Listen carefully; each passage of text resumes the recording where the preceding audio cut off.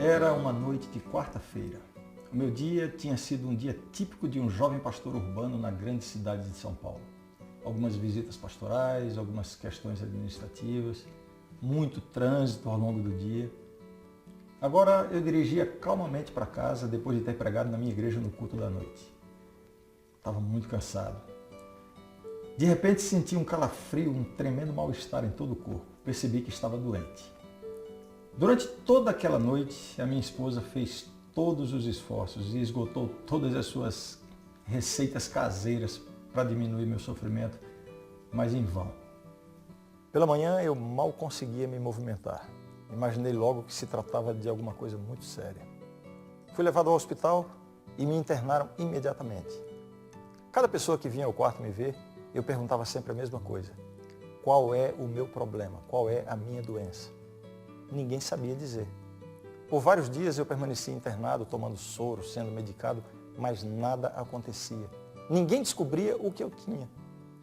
Minha esposa e eu já estávamos ficando desesperados com aquela situação. Já no terceiro dia, sem nenhum progresso no meu tratamento, uma médica entrou no quarto, pediu que todo mundo saísse, trancou a porta, falou comigo com muita seriedade, dizendo mais ou menos assim: Senhor Ranieri, eu sei que o senhor é um pastor, mas eu tenho que lhe fazer algumas perguntas e o senhor precisa me responder corretamente. Daí me perguntou uma porção de coisas sobre a minha vida, os lugares que eu tinha frequentado, se eu tinha consumido álcool, se tinha usado drogas, se tinha tido relações sexuais em situações de risco e uma porção de coisas dessa natureza. Depois de responder todas aquelas perguntas, e graças a Deus eu não tinha tido nenhum comportamento de risco, eu perguntei para aquela médica: por que você está me perguntando essas coisas? Eu nunca me esqueço a resposta dela. Ela me disse assim: pastor, enquanto não soubermos exatamente qual é a sua doença, nós não poderemos lhe dar o tratamento adequado. Aquilo me fez pensar bastante. Finalmente conseguiram identificar, era uma bactéria que eu tinha. Em pouco tempo eu estava saudável já novamente. Enquanto não soubermos a sua doença, não poderemos lhe dar o tratamento adequado. Sabe, o pecado é a verdadeira doença do universo. Nós não podemos compreender completamente como funciona a dinâmica do pecado. De maneira misteriosa, ele domina e põe a seu serviço todos os que a ele se apegam. O próprio originador do pecado foi controlado, dominado pelo pecado. O pecado entrou em nosso planeta e de um só golpe feriu e contaminou toda a raça humana. Todos estamos infectados por essa bactéria. E como qualquer outra doença, aliás, muito mais do que qualquer outra doença, se não tivermos pelo menos uma noção correta do pecado, como ele age, qual é a sua extensão, qual é a sua causa, os seus sintomas, dificilmente saberemos qual o remédio adequado. E mesmo que saibamos o remédio, provavelmente não vamos saber usá-lo corretamente.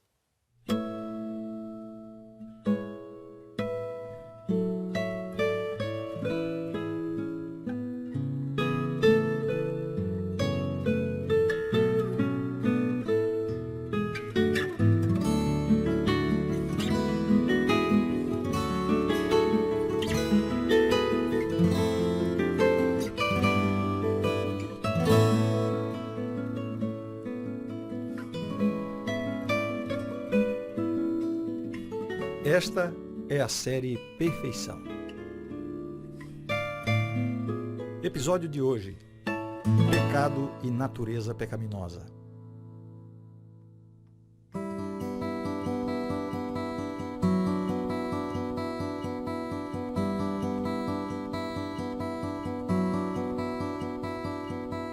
A definição bíblica de pecado é essa: pecado é a transgressão da lei. 1 João 3,4. Ellen White afirma: essa é a única definição dada nas Escrituras. Mas é óbvio que a Bíblia tem muito mais a falar de pecado do que apenas essa definição. Só no Antigo Testamento temos 11 termos hebraicos para descrever o pecado, cada um com uma nuance diferente desse mal que está impregnado no coração humano. Não se trata apenas de atos exteriores de comportamento, se trata de algo muito mais profundo. Na Bíblia encontramos informações importantes sobre o pecado. Vejamos algumas. Primeiro, o pecado escraviza. Jesus afirmou o seguinte: Todo aquele que comete pecado é escravo do pecado.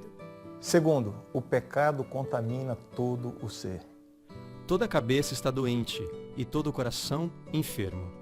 Desde a planta do pé até a cabeça não há nele coisa sã, senão feridas, contusões e chagas inflamadas, umas e outras não espremidas, nem atadas, nem amolecidas com óleo. Na terminologia teológica, isso se chama depravação total. Para explicar melhor esse conceito, vamos até o pomar do Heitor. Ele planta vários tipos de frutas. Mas hoje eu tô aqui com as minhas laranjas. Depravação total não significa que não exista nada de bom no homem. Significa que não existe nada completamente bom nele. É que nem essa laranja aqui, ó. Se olhar de longe, ela até que tá bonitinha. Mas se olhar bem perto, ela tem um ou outro defeitinho. O ser humano está afetado pelo pecado em todas as áreas da vida, física, mental e espiritual. Mesmo as nossas boas ações não são tão boas quanto deviam ser. Veja o que diz o profeta. Todos nós somos como o imundo, e todos os nossos atos de justiça como trapo de imundícia. Até os mais piedosos atos do cristão estão manchados pelo egoísmo, pelo orgulho. Mesmo quando praticamos um ato com o objetivo único de agradar a Deus, há o risco de estarmos sendo motivados pelo desejo da recompensa por agradá-lo, e não por um sentimento exclusivo de amor e altruísmo. Terceiro, o pecado está na própria natureza humana. Certamente, em iniquidade fui formado, e em pecado me concebeu a minha mãe. Sou carnal, vendido à escravidão do pecado. Aqui está claramente a ideia de que o pecado já é uma realidade na vida de cada ser humano antes mesmo de ele praticar atos pecaminosos. Ou seja, nós somos pecadores não por causa dos pecados que cometemos, mas por causa de nossa natureza pecaminosa. E há vários textos da Bíblia confirmando esse conceito. Veja mais esse, por exemplo. Desviam-se os ímpios desde a sua concepção, nascem e já se desencaminham, proferindo mentiras. Veja o que Jesus disse aos fariseus. Raça de víboras, como podeis falar coisas boas sendo maus?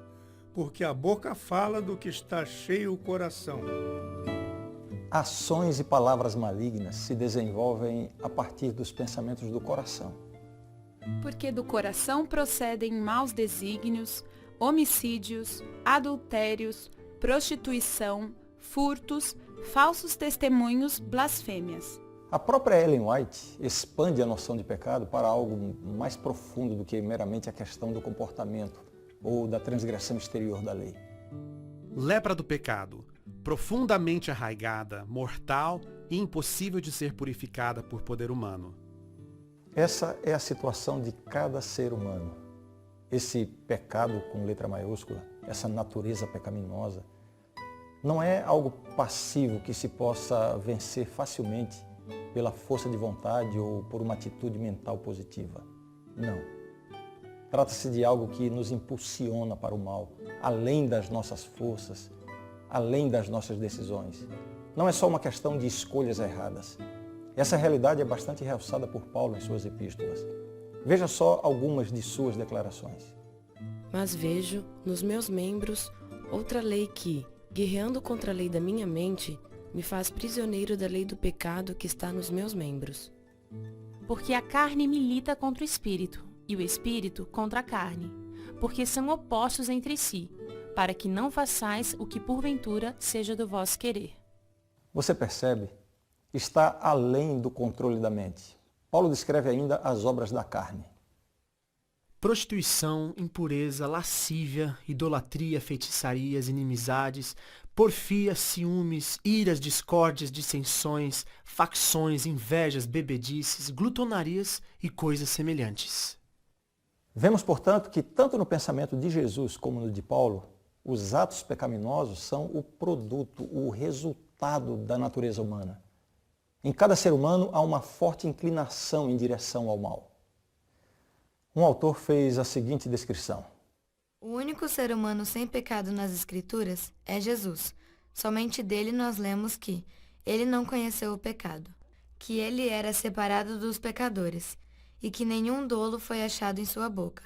Assim se pode dizer que ele é o Cordeiro sem culpa ou mancha. Essa deplorável condição humana caída, propensa para o mal, é a herança que Adão nos deixou. Pecado não é uma lição que se aprende, a gente já nasce sabendo. Vocês estão vendo aí o Arthur, o Guilherme e o Breno. Eles se encontram todas as quintas para colocar a conversa em dia. Sempre acaba em discussão. Mas hoje o tema é, no mínimo, intrigante. A gente está discutindo o pecado original. O Arthur ali defende um conceito e o Guilherme outro. Essa expressão pecado original vem de um dogma desenvolvido por Agostinho na controvérsia dele com Pelágio no V século da era cristã. Então, o conceito da Igreja Católica, na verdade, elaborado por Agostinho, diz o seguinte, deixa eu ler para vocês o que eu acabei de ler para eles. O pecado original, abre aspas, imputa a culpa a cada ser humano nascido, baseando-se na ideia de que cada um estava seminalmente presente em Adão quando ele pecou, fecha aspas. A expressão pecado original não existe na Bíblia, mas o conceito sim. O conceito bíblico diz que todo ser humano, exceto Cristo, é nascido pecador. Ao longo dos séculos, têm sido formuladas diferentes concepções acerca do pecado original. Uma pergunta crucial precisa ser feita. O que torna um ser humano pecador? A sua natureza pecaminosa ou os seus atos de transgressão da lei de Deus? Por que essa pergunta é tão importante? Simples. Se não é a natureza pecaminosa que torna um indivíduo pecador, e sim os seus atos de transgressão, então Jesus poderia ter nascido com a natureza pecaminosa e não ser pecador. Mas se o pecador é pecador porque possui natureza pecaminosa, mesmo antes de cometer atos de transgressão, Cristo não poderia ter nascido com essa natureza caída. Do contrário, ele mesmo necessitaria de redenção. Já vimos isso no episódio anterior. Que fique bem claro, a nossa concepção de pecado original é essencialmente diferente da de Santo Agostinho. Ele acreditava numa espécie de transmissão genética da culpa de Adão para todos os seus descendentes. Nossa compreensão não é essa. O Antigo Testamento descreve a realidade do pecado e afirma que o homem é pecador desde o nascimento, mas não explica como o pecado é passado adiante de geração a geração.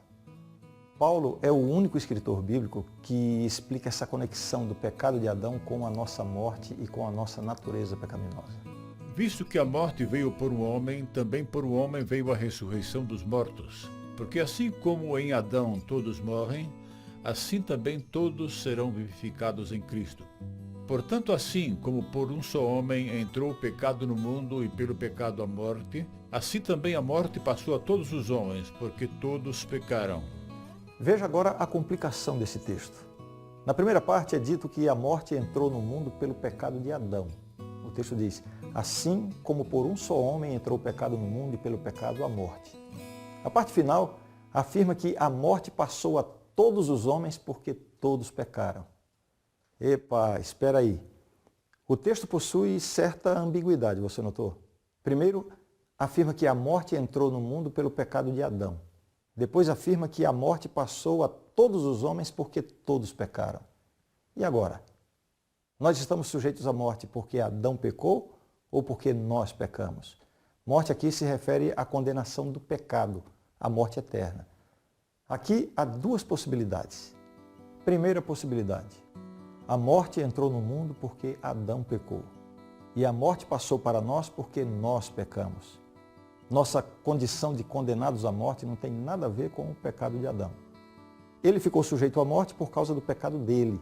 E nós estamos sujeitos à morte por causa dos nossos pecados individuais. Essa é uma possibilidade de interpretação da expressão a morte passou a todos os homens porque todos pecaram. Segunda possibilidade. A morte entrou no mundo porque Adão pecou. E como Adão era o representante da raça, nele todos pecaram. Por isso a morte passou a todos os homens. Ou seja, todos estamos sujeitos à morte, não por causa de nossos pecados individuais, mas porque em Adão todos pecamos.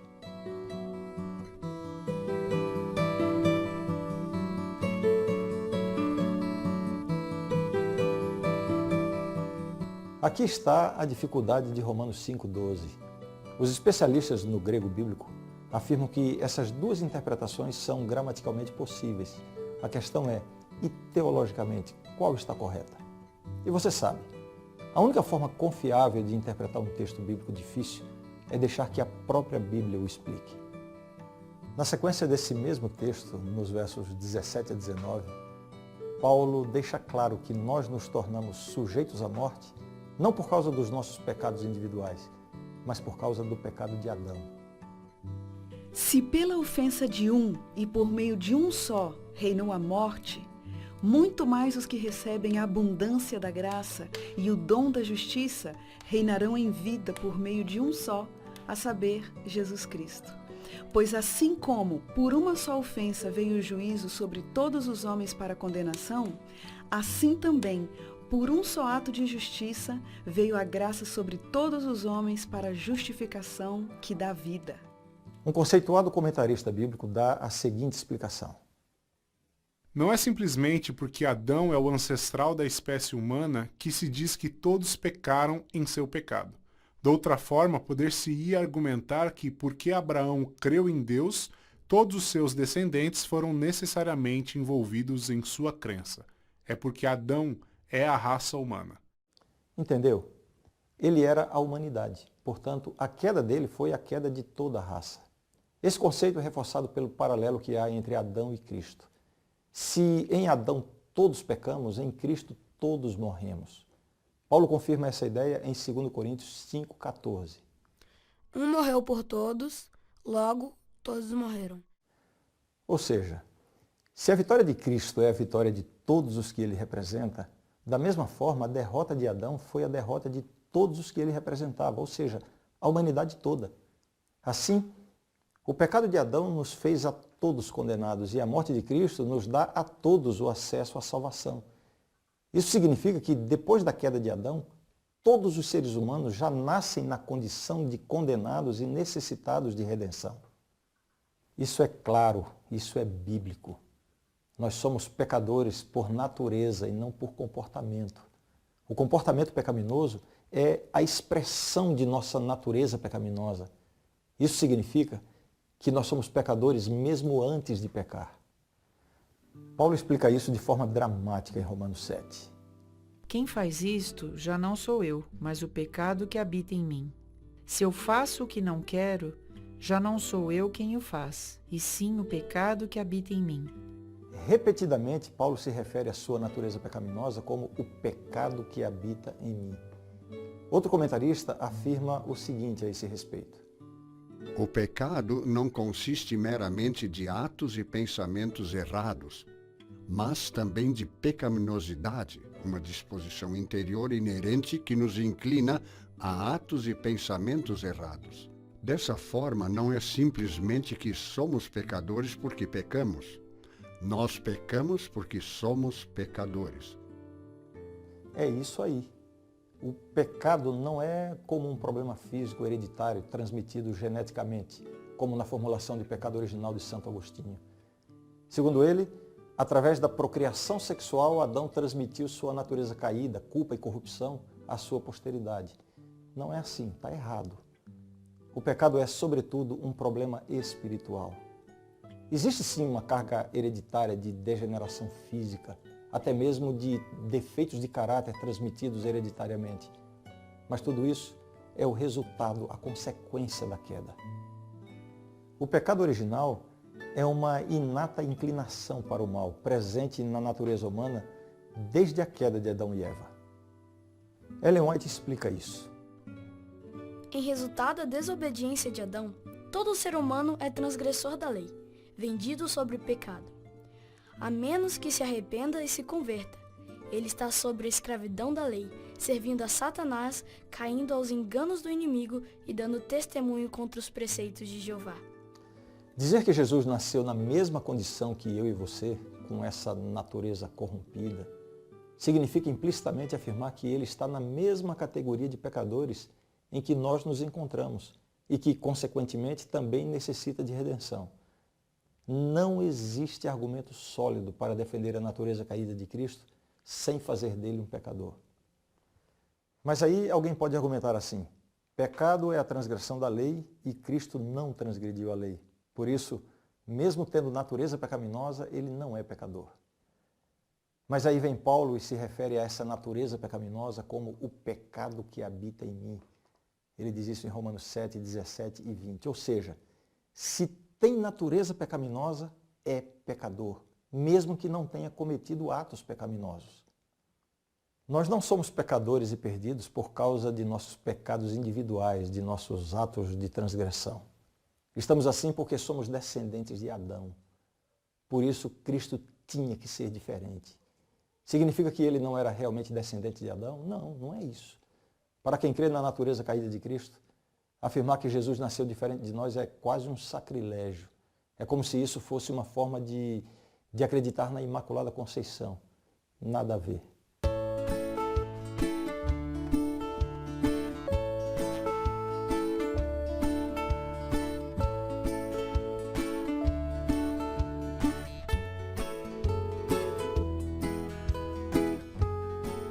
Essa é a Lúcia. Ela gosta de roupa limpa, do cheiro, do branco reluzindo, sem mancha nenhuma. Isso me lembra a Virgem Maria e do conceito da Imaculada Conceição. Essa expressão quer dizer o nascimento da minha Virgem Maria, da Imaculada Conceição, que veio ao mundo sem nenhuma mácula. Que em latim significa mancha. É uma referência à ideia de que ela teria nascido como Jesus, sem pecado.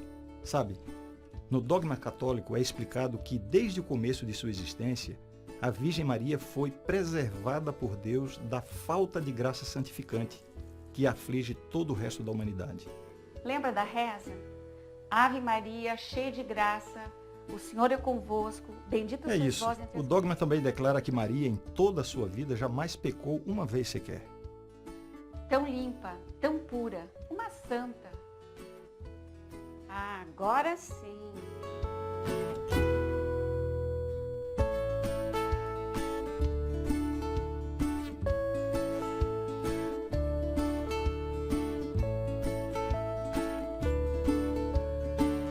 Esse dogma afirma que Maria nasceu sem pecado para que Jesus não herdasse natureza pecaminosa. Assim, ela e ele seriam santos. Claro que não é isso. Isso não é bíblico. Para os que defendem a ideia da natureza caída de Cristo, afirmar que ele veio diferente de nós significa também acreditar que ele não foi um ser humano real. Também não é isso. Hebreus 2, verso 14 afirma o seguinte: Visto, pois, que os filhos têm participação comum de carne e sangue, desses também ele, Jesus, igualmente participou. Ele veio como um ser humano real, de linhagem humana, com carne e sangue humanos, completamente identificado com o ser humano em sua humanidade. Isso é ponto pacífico. O próprio Paulo afirma em Romanos 1,3 que Jesus, segundo a carne, veio da descendência de Davi. A questão é, ele veio com a natureza pecaminosa? Essa herança maldita que Adão nos deixou? Claro que não. É interessante como alguns confundem as coisas pelo simples fato de não identificarem o sentido correto de uma palavra bíblica no contexto em que a palavra é usada. É o que ocorre aqui em relação à palavra carne. Essas pessoas normalmente dizem assim: a Bíblia afirma que Jesus participou de carne e sangue igual a nós. Tá certo.